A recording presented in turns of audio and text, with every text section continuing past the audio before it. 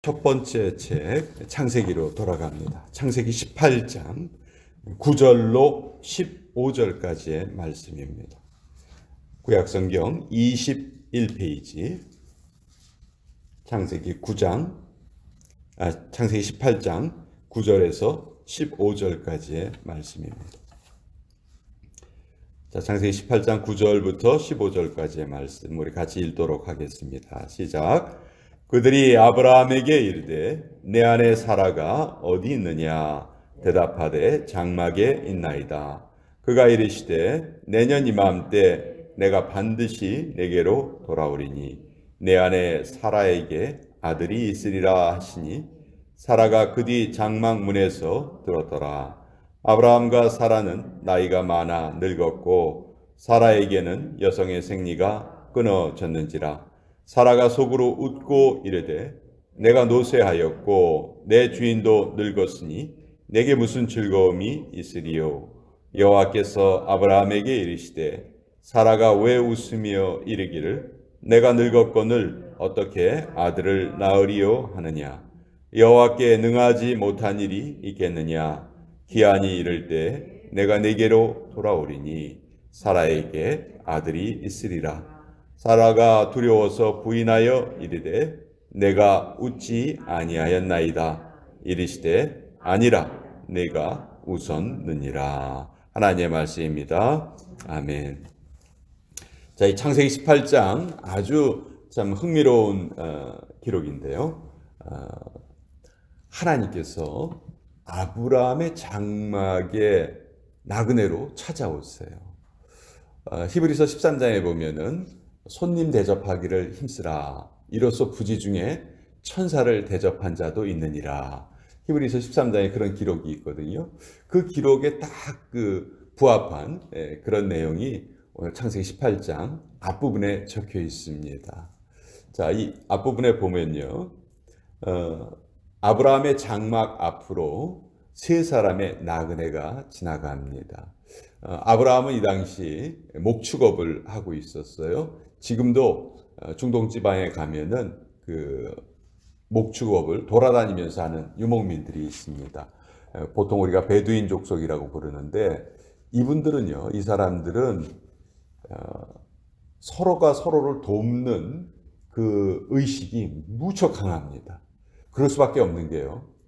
이 동물들을 이끌고 뭐 사람들이 없는 곳으로 이곳저곳 돌아다니잖아요. 그러면은 그 과정 중에 위험한 경우를 많이 당할 수 있겠죠. 뭐 짐승의 습격을 당한다든지 몸이 아프다든지 뭐 부상을 입는다든지. 그래서 그런 경우에 타인의 도움을 받지 못하면 정말 그 광야에서 죽을 수밖에 없는 그런 상황을 맞이하게 돼요. 그래서 누군가가 어려움에 처해 있으면 그를 아주 정성껏 도와줍니다. 나그네가 지나가면은 아주 강제로 자기 집에 들여가지고 대접을 해요. 왜냐하면 그것이 이들의 삶의 방식이에요.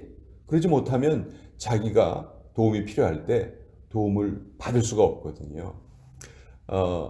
아브라함이 손님을 대접하는 모습을 보면 참 뭐 이렇게까지 할까라고 생각할 정도로 거대하게, 거창하게 대접을 합니다. 18장 1절 한번 보세요. 여호와께서 마므레의 상수리 나무들이 있는 곳에서 아브라함에게 나타나시니라. 지금 아브라함이 조카 롯과 헤어진 후에는 조카 롯은 소돔과 고모라 지역으로 갔고 아브라함은 헤브론 지역에 내려와서 살고 있어요. 근데 날이 뜨거울 때에 그가 장막문에 앉아 있다가 눈을 들어본즉 사람 셋이 맞은편에 서 있었다. 자, 날이 뜨거울 때, 사막에 날이 뜨거울 때는요, 대부분 사람들이 일을 안 하거나 쉬거나 너무 더우니까 그럴 때예요. 다른 때 손님들을 맞이했다면 훨씬 더 이렇게 잘 대접할 수 있었을 때인데 정오에 손님이 찾아왔다. 이건 사실 대접하는 입장에선 조금 불편한 상황이에요. 대부분 그 시간 아까 말씀드린 것처럼 낮잠 자는 시간이고 너무 더워서 일하기 어려운 그런 시간이에요. 자, 왜 천사들이 나타나는데 이때를 택해서 나타나셨을까? 저는 이것이 하나님의 테스트였다 그렇게 생각을 해요. 여러분, 우리가 예배 드릴 때만 우리의 영성이 드러나는 것이 아닙니다. 아주 삶의 간단한 부분에서 하나님께서 우리는 늘 우리의 중심을 살피고 계시는 거예요. 또 이때에도 아브라함이 제단을 쌓아놨기 때문에 제단이 있었던 시절이지만 하나님께서 아브라함의 일상생활에 손님을 대접하기 가장 어려운 시간에 찾아오세요.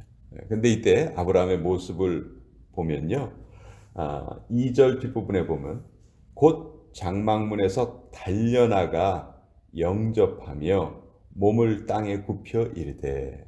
여러분, 이때 아브라함의 뭐라고 위세라고 할까요? 집에서 길리운 자들이 318명이나 있다고 했어요.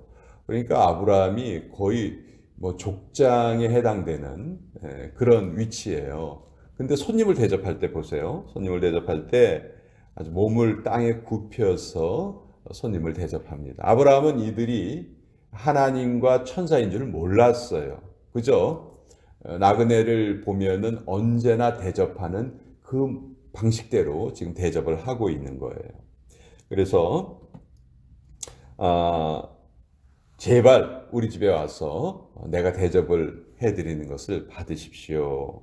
오히려 나그네가 나 좀 도와주십시오 이렇게 말해야 될 것 같은데 아브라함이 먼저 초대를 하고 또 발 씻을 물도 갖다 주고 또 떡도 만드는데 6절에 보면 사라한테 아내에게 뭐라고 말하냐면 고운 가루 3스아를 가져다가 떡을 만들라.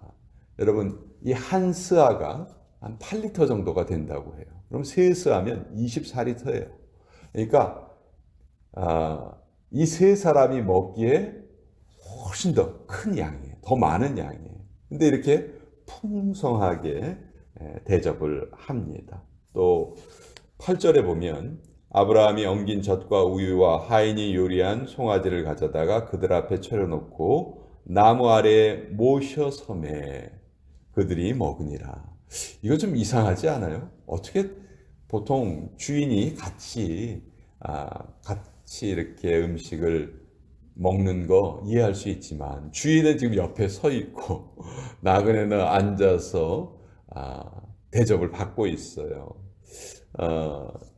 참 재미있는 상황이고 어떻게 보면 아브라함이 그 나그네를 대접하는 마음이 보통 사람들이 나그네를 대접하는 마음보다 훨씬 더 깊었다는 것이죠. 하나님의 계명 중에 첫 번째가 하나님 사랑이고 두 번째가 이웃 사랑이죠. 이런 면에서 아브라함이 그 이웃 사랑하는 모습을 아주 잘 보여주고 있어요. 그러니까 이제 오늘 읽은 부분에 그들이 아브라함에게 이르되 내 아내 사라가 어디 있느냐. 자, 아브라함이 이렇게 손님 대접을 잘했어요. 그랬더니 이 아브라함에게 하나님이 상을 주시는데 그동안 오랫동안 아마 아브라함의 평생 동안 가장 아브라함에게 해결되지 않았던 문제, 후계자가 없는 거죠. 지금 그 이스마엘은 태어났지만 이스마엘은 그 적자가 아니잖아요. 분명히 하나님이 사라를 통해서 아들을 주시겠다 약속은 하셨지만 지금 24년이 지나도록 그 문제가 해결이 되지 않았어요. 근데 이때 이 문제를 해결을 받습니다. 이들이 이제 사라가 어디 있느냐 물어보시고 사라가 내년 이맘때 아들을 낳을 것이다. 이렇게 아브라함의 그 평생의 가장 큰 문제가 나그네를 대접하면서 해결이 되었다. 이때 이제 사라가 속으로 웃어요. 속으로 웃었기 때문에 이 아브라함이 낳은 아들의 이름이 뭐가 됩니까? 이삭이 되죠. 이삭은 웃음이란 뜻이에요. 웃음. 아브라함은 175세까지 삽니다. 75세에 부르심을 받고 부르심을 받은 후에 100년을 딱 살아요. 그래서 175세 아브라함이 죽는데 그 이후에 이제 인간의 수명이 조금씩 줄어들거든요. 근데 그 이삭은 아브라함보다 더 오래 살아요. 180세까지 살았어요. 그리고 야곱은 147세, 요셉은 110세 이렇게 이제 수명이 줄어드는데 아마도 이삭의 일생을 살펴보면 이삭은 거의 사람들하고 다투지를 않았어요. 자기 것을 빼앗겨도 그냥 양보하고 다른 데 가서 또 살고 그래서 그 평생의 그 삶이 이웃들과 잘 화합하고 그 웃음이라는 그 자기의 이름에 참 어울리는 삶을 살았어요. 그래서 그랬는지 아버지보다도 더 오래 살았던 인물이 이삭이고 이삭의 삶은 다른 족장들의 삶에 비해서 그렇게 큰 어려움이 있지는 않았어요. 자, 이 선물 말고도 하나님이 또 한 가지 선물을 나그네를 잘 대접한 아브라함에게 주시는데 오늘 우리가 그건 읽지 않은 부분인데요. 이제 이 세 사람이 여호와 한 분하고 두 명의 천사인데 요 두 명의 천사는 어떤 사명을 띠고 지금 같이 하나님과 나타나셨냐 하면 이제 소돔과 고모라를 향해 가고 있는 거예요. 소돔과 고모라의 죄악이 너무 크기 때문에 소돔과 고모라를 멸망시키러 가는 거예요. 그런데 거기에 지금 누가 살고 있냐면 아브라함의 조카 롯이 거기 살고 있잖아요. 그래서 하나님이 이 사실을 미리 아브라함에게 알려주십니다.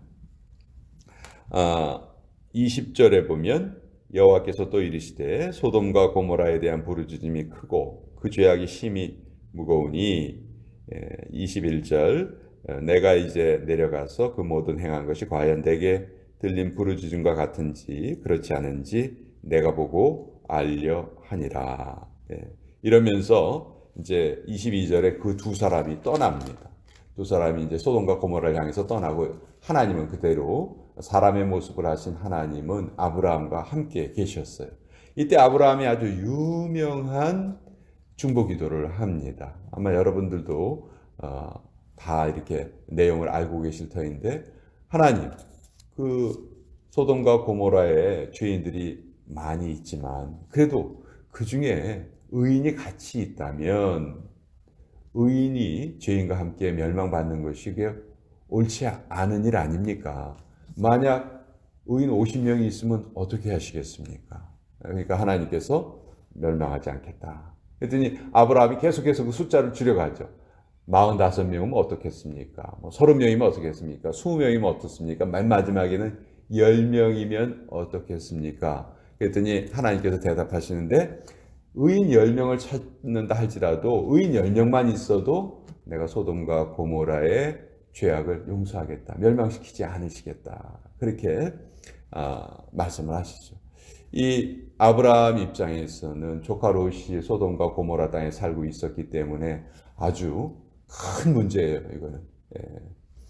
그래서 이 아브라함이 이때 하나님께 이런 기도를 드렸고 이 기도는 하나님이 즉시 응답해 주세요. 보통 우리 기도가 빨리 응답되는 경우도 있고 그렇지 않은 경우도 있는데 이 기도는 아주 즉시 응답을 해 주셨고 또 여기에서 소돔과 고모라가 멸망당한 원인을 우리가 잘 알 수 있어요. 우리가 보통 소돔과 고모라가 악이 너무 창궐해서 멸망당했다. 맞아요. 맞지만 만약 그들 중에 의인 10사람만 있었다면 멸망받지 않았을 거라는 거죠. 그러니까 지금 우리가 사는 이 세상도 마찬가지입니다. 정말 입에 담기도 부끄러울 정도의 그런 악들이 횡행하고 있습니다. 그러나 그것 때문에 이 사회가 벌을 받는 것이 아니고 의인이 없어서 벌을 받는다는 것. 우리가 의인 역할만 잘 한다면 우리가 사는 이 사회는 계속 보존될 수 있다 하는 것을 또 우리가 알게 돼요. 그래서 오늘 창세기 18장에는 아주 참 흥미로운 기사 두 가지가 적혀 있는데 아브라함이 나그네를 다 잘 대접해서 평생의 문제를 해결받고 또 하나님께서 자기의 계획을 손님 대접을 잘했던 아브라함에게 알려주셨고 또 거기에 대해서 아브라함이 중보기도를 했던 그 내용이 창세기 18장에 기록이 되어 있습니다. 그리고 우리가 오늘 그것을 같이 살펴보았습니다. 자,